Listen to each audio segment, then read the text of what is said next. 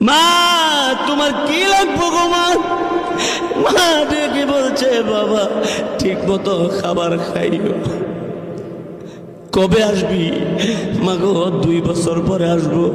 মা আঁচলের কাপড় দিয়া চোখের পানিটা মুছে আর বলে, আমার ছেলেরা এত দূরে যাবি, তুই কোন সময় আসবি? এবার তুমি বিদায়ের পরে নামাজের মুসল্লা বিছাইয়া মা জননী আল্লাহর দরবার হাত বাড়াইয়া আল্লাহর কাছে যে দোয়া করত, এই দোয়ার কেউ করে না। এই জন্য গাছতলা সিন্ধুরা অত্র এলাকার মুসলমান ভাইয়েরা, আমি হাতে পায়ে ধরে বলবো গো, আল্লাহর হুকুম 5 ওয়াক্ত নামাজ পড়ো, আব্বা আমার খেদমত করো, হালাল পথে চলো।